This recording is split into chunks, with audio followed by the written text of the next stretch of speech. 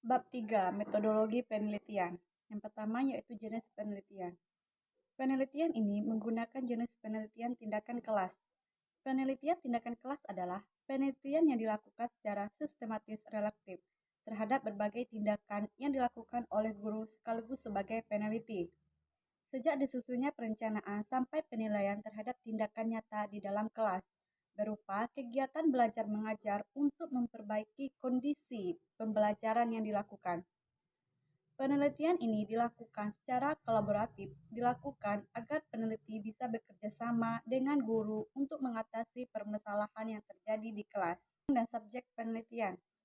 Adapun setting penelitian ini adalah peneliti mengambil setting di pendidikan anak usia dini Al-Mutakin Dusun Tanah Priuk, Kecamatan Tanah Sepenggalintas, Kabupaten Bungo.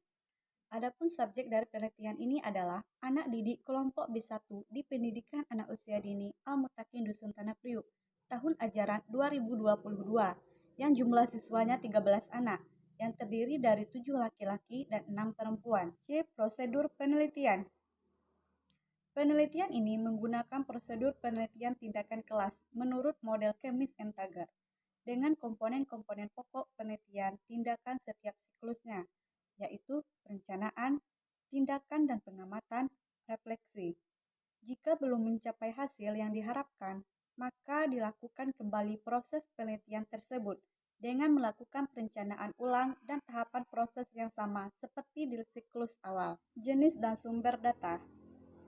Jenis data. Data primer yaitu terdiri dari anak didik, guru, dan data dokumentasi.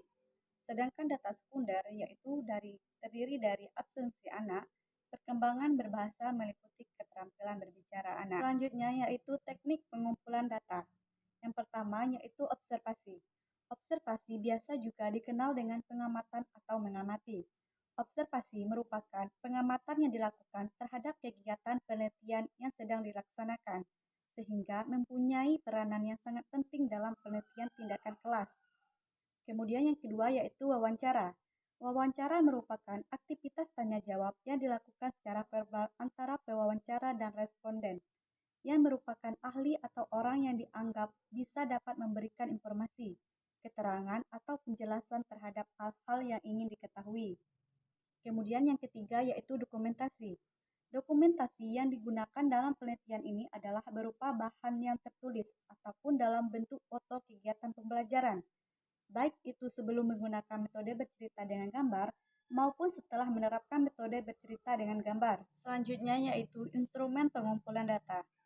Instrumen adalah alat yang digunakan untuk menjawab pertanyaan penelitian, sesuai dengan teknik pengumpulan data yang sudah dibuat. Adapun instrumen dalam penelitian ini adalah yang pertama yaitu lembar observasi. Lembar observasi digunakan untuk mengamati perkembangan terhadap kemampuan pada anak. Dan yang kedua yaitu lembar wawancara. Penelitian ini melakukan wawancara kepada guru pengajar kelompok B1 Pendidikan Anak Usia Dini Dusun Tanah Priuk untuk mencari informasi baik sebelum menerapkan metode bercerita dengan gambar maupun sesudah menerapkannya. Kemudian yang ketiga yaitu dokumentasi. Dokumentasi yang digunakan dalam penelitian ini adalah berupa bahan yang tertulis dalam bentuk foto kegiatan pembelajaran, baik itu sebelum menggunakan metode bercerita dengan gambar maupun setelah menerapkan metode bercerita dengan gambar. Selanjutnya, teknis analisis data. Yang pertama yaitu reduksi data. Kegiatan reduksi data meliputi 3 kegiatan utama, yaitu yang pertama, proses pemilihan data, yang kedua, proses penyusunan data, dan yang ketiga yaitu proses pemberian kode. Dan yang kedua yaitu ada penyajian data. Peneliti melakukan penyusunan data yang diperoleh di lapangan, sehingga dapat memberikan informasi yang baik, benar, dan menyeluruh. Dan yang ketiga yaitu ada penarikan kesimpulan. Penarikan kesimpulan merupakan proses terakhir yang dilakukan setelah melakukan reduksi data, kemudian disajikan dalam bentuk deskriptif, yaitu suatu metode penelitian yang bersifat menggambarkan kenyataan atau fakta sesuai dengan data yang diperoleh dengan tujuan untuk mengetahui keterampilan berbicara anak yang dicapai dalam proses pembelajaran. Kemudian H yaitu ada verifikasi data. Verifikasi data menurut Nasution diperlukan untuk membuktikan hasil yang diamati sudah sesuai dengan kenyataan dan memang sesuai dengan sebenarnya atau ada suatu kejadian yang tersebut. Yaitu indikator keberhasilan tindakan. Indikator merupakan suatu patokan atau acuan yang digunakan untuk menentukan keberhasilan suatu kegiatan atau program sesuai dengan karakteristik penelitian tindakan kelas. Maka keberhasilan tindakan berubah ke arah perbaikan, baik yang terkait dengan anak maupun kegiatan pembelajaran. Kemudian yang J yang terakhir yaitu ada jadwal penelitian. Bab 4. Hasil penelitian dan pembahasan. Hasil penelitian dimulai pada tahap prasiklus dan siklus 1 menunjukkan bahwa terjadi peningkatan keterampilan berbicara pada anak kelompok B1 pendidikan anak usia dini Al-Muttaqin Dusun Tanah Priuk. Peningkatan keterampilan berbicara anak terjadi pada setiap siklus penelitian. Hal ini tersebut dapat dilihat dari persentase ketercapaian keterampilan berbicara anak pada prasiklus hanya sebesar 23%, lalu mengalami peningkatan pada siklus 1 yaitu sebesar 38% menjadi 61%, dan mengalami peningkatan lagi pada siklus 2 yaitu sebesar 24% menjadi 85%. Dari jumlah keseluruhan anak di kelompok B1 pendidikan anak usia dini Al-Muttaqin Dusun Tanah Priuk.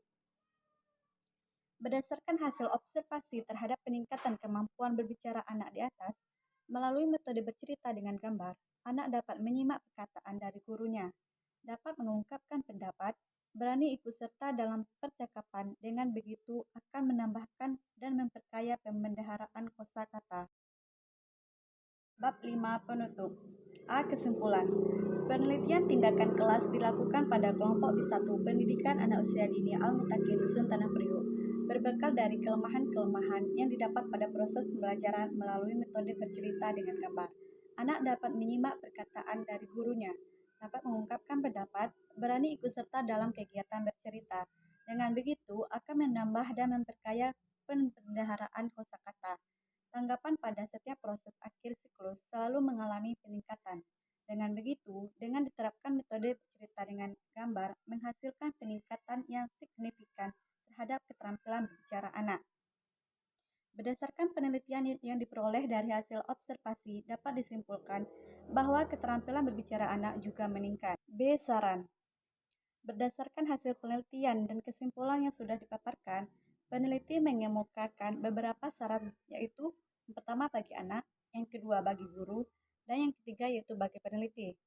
Adapun saran bagi anak yaitu melalui metode bercerita yang diterapkan pada kegiatan pembelajaran mampu membantu dalam meningkatkan keterampilan berbicara anak, sehingga keterampilan berbicara anak mengalami perkembangan sesuai dengan tahapan perkembangan. Kemudian yang kedua yaitu saran bagi guru, yaitu guru mampu mengembangkan teknik pembelajaran agar lebih kreatif dan inovatif melalui metode bercerita dengan gambar, sehingga bisa dijadikan acuan dalam meningkatkan perkembangan keterampilan berbicara anak. Dan yang ketiga yaitu saran bagi peneliti, yaitu dapat memberikan masukan terhadap penelitian mengenai keterampilan berbicara anak dengan menggunakan metode bercerita dengan gambar. Oleh karena itu, perlu adanya perubahan atau perbaikan bagi peneliti selanjutnya untuk menambahkan metode lainnya yang lebih menarik dan inovatif, tentunya untuk meningkatkan dan mengembangkan keterampilan berbicara anak. Itulah tadi pemaparan skripsi saya. Mohon maaf jika ada kesalahan dan kekurangan. Saya akhiri, wassalamualaikum warahmatullahi wabarakatuh.